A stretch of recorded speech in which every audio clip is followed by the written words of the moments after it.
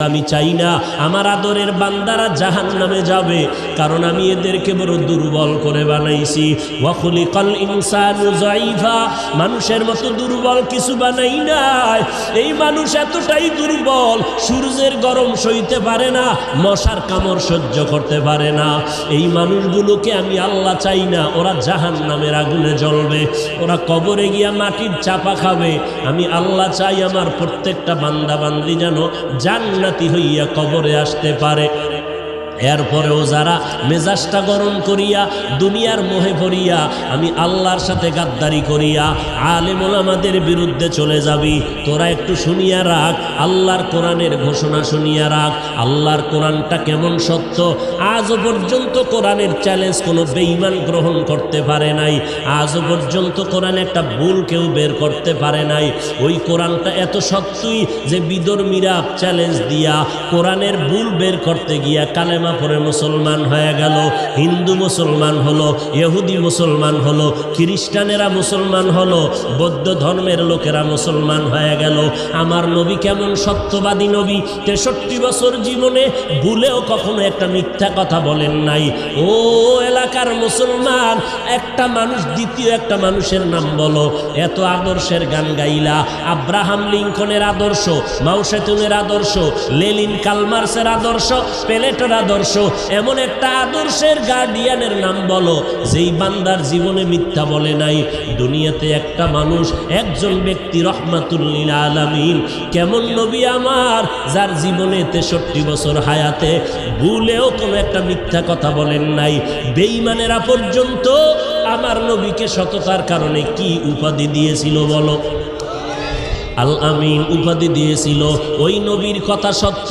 এ নবীর উম্মতেরা, মাথায় আল্লাহ ব্রেন দিয়েছে, একটু চিন্তা কর।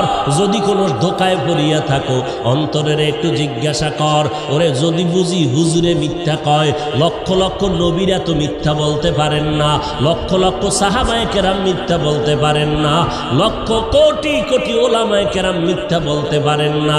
নবীদের কোনো গুনাহ নাই, এরপরও মরণ পর্যন্ত কান্না আওয়াজ। অন্ধকার কবরে আমি একা কেমন করে থাকবো? সাহাবায়ে কেরাম মিথ্যা বলেন নাই।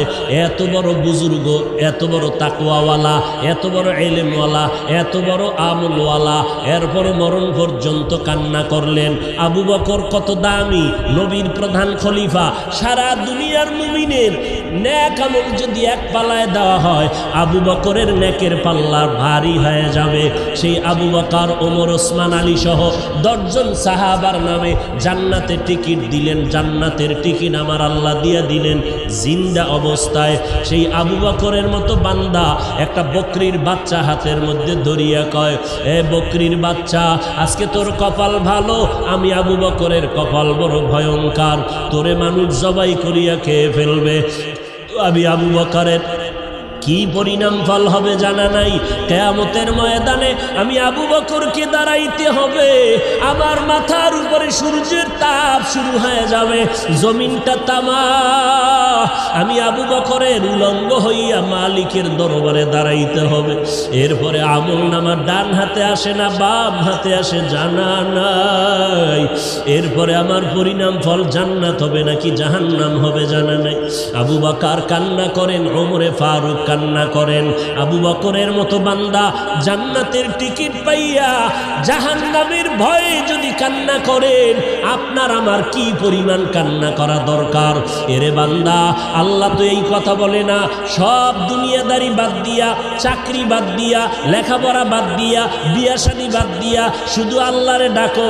আল্লাহ তো এইটা পছন্দ করেন নাই, নবীও বলে নাই, নবী ইসলামও সমর্থন করে না। ব্যবসা করো করো, চাকরি করো করো, লেখাপড়াও চালাও, মাঝে মাঝে আল্লাহর হুকুম মতে 5 বেলার নামাজটা পড়বা, মা বাবার খেদমত করবা, ওলামায়ে কেরামের পরামর্শ নিয়ে চলবা। কারণ যতই বাহাদুরি করো, যেদিন মৌতের খবর এসে যাবে, আজরাইলের টিকিট বাড়ির দরজায় দাঁড়ায় যাবে। অ্যাম্বুলেন্সের মতো সিগন্যাল যখন শুরু হয়ে যাবে, ওই দিন যখন ডাক এসে যাবে, কে ধনী কে গরিব, কে মূর্খ কে শিক্ষিত, কোনো ভেদাভেদ নাই। বাজারের 3টা সাদা কাফন রেডি হয়ে যাবে, কবরের সাইজও সমান হয়ে যাবে। কাফনের মধ্যে প্যাকেট করিয়া যখন জানাজার খাটিয়ে উঠাইবে, কে পীর কে মূর্খ কোনো মুরিদ ভেদাভেদ নাই, কে ওস্তাদ কে ছাত্র ভেদাভেদ নাই, কে ধনী কে গরিব কোনো ভেদাভেদ নাই। কবরের দেশে নিয়ে যখন কবরে রাখিয়া সবাই মাটি দিয়া বিদায় হবে, আর একটা আয়াত পড়িয়া চিৎকার দিয়া বলবে, মিনহা খলাকনাকুম ওয়া ফিহা নুঈদুকুম ওয়া মিনহা নুখরিজুকুম তারাতান উখরা। সবাই চলে গেল। ওই কবরে 2 ফেরেশতা হাজির। ফেরেশতা আসিয়া মাথার মুষ্টি খুলবে, পায়ের মুষ্টি পুরাটাই খুলবে। 3টা প্রশ্ন তোমাকে আমাকে করবে। সমস্ত মানুষের বেলায় 3টা প্রশ্ন। রবের পরিচয় দাও, ধর্মের পরিচয় দাও, রহমাতুল লিল আলামিনের পরিচয় দাও।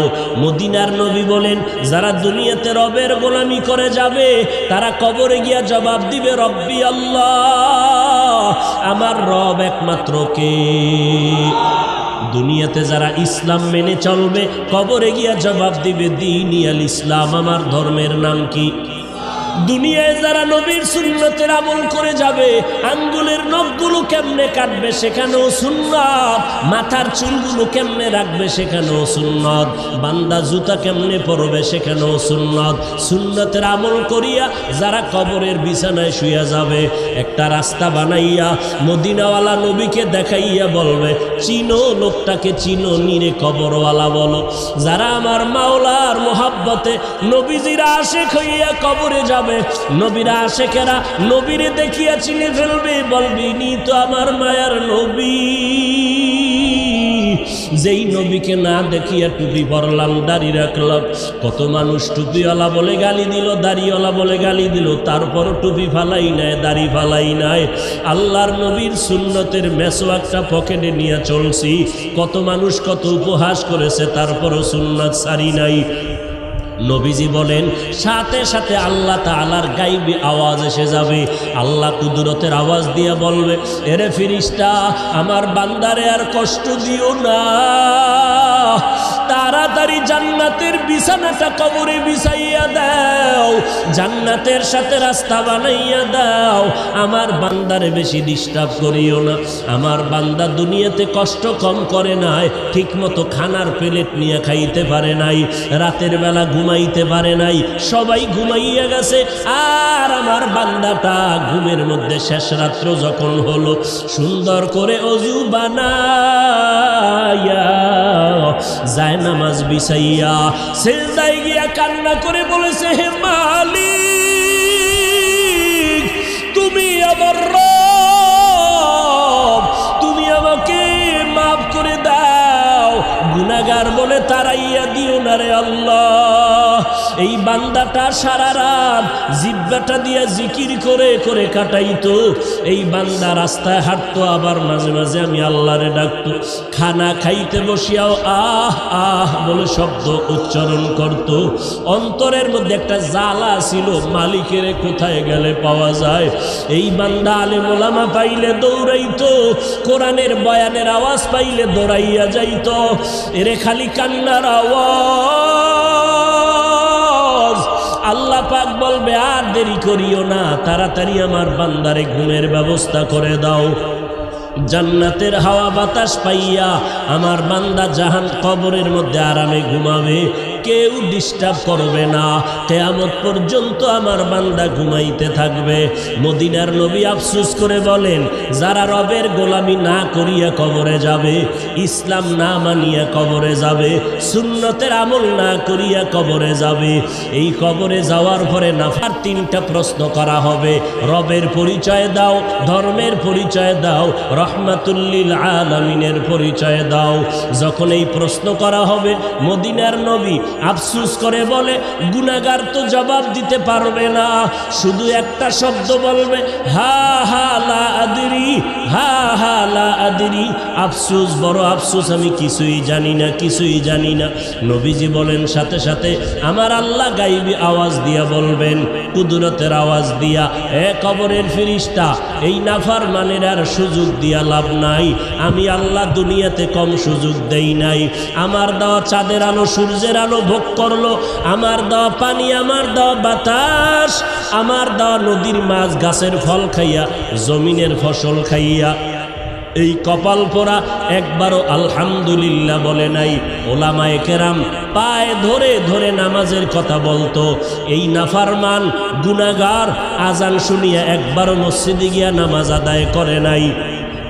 এমন কপাল পোড়া নিজেও টুপি পরে নাই, যারা টুপি পরতো তাদেরকেও পছন্দ করে নাই, নিজেও দাড়িটা লম্বা করে নাই, যারা দাড়ি লম্বা করতো তাদেরকেও পছন্দ করে নাই, নিজেও পর্দা করে নাই, যারা পর্দা করতো তাদেরকেও পছন্দ করে নাই, নিজেও পাগড়ি পরে নাই, যারা পাগড়ি পরতো তাদেরও পছন্দ করে নাই, নিজেও আমি আল্লাহর জিকির করে নাই, যারা জিকির করতো তাদেরকেও পছন্দ করে নাই।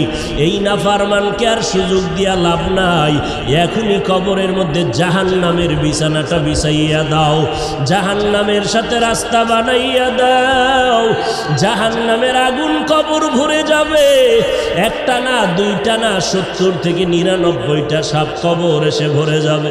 মদিনার নবী বলেন, ও দুনিয়ার মানুষ, জাহান্নামের কথা যখন কানে আসবে, আল্লাহর কাছে ক্ষমা চাওয়ার চোখের পানি ছেড়ে তওবা করো। এর বৃদ্ধ বাবাজি, ও পর্দার আড়ালের মা বোনেরা, ও যুবকেরা, কয়দিন আর যৌবনের বাহাদুরি করবা? এই দুনিয়া কিছুই না। ওরে আমার মাওলার ধরা তো বড় কঠিন। এই মহামারীতে কত প্রাণ চলে গেল রে বাবা। ওই সাদা কাপড়ের প্যাকেট যেদিন হয়ে যাইবা, কে আপন কে পর কেউ সাথে নাই, সবাই জামাটা খুলিয়া বেলেট দিয়া গেঞ্জিটা কেটে রেখে দিবে। ওই মাটির কবরে যখন নিবে, কেমনে তুমি কবরে একা একা থাকবা? আজকে বাতি ছাড়ায় অন্ধকার রুমে একা থাকতে বড় ভয় পাই। ওরে আল্লাহর বান্দারা, একটু নিজের গুনার দিয়ে তাকাইয়া তওবা করো, আর আমার আল্লাহকে ডাক দিয়া বলো, হে মালিক, এই ময়দানে আমার মতো অপরাধী কেউ নাই।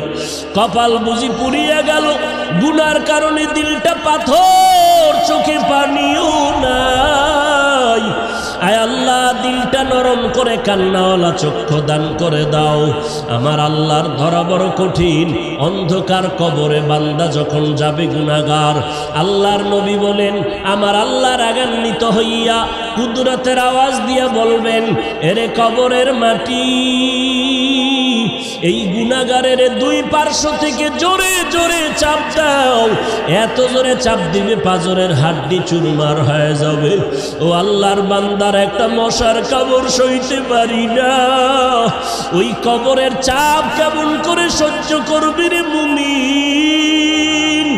জাহান্নামের ভয়ে যদি আম্বিয়ায়ে কেরামরা কাঁদতে পারেন, সাহাবায়ে কেরামরা যদি কবরের আযাবের ভয়ে কাঁদতে পারে, আমাদের কপাল কি পুড়িয়া গেল?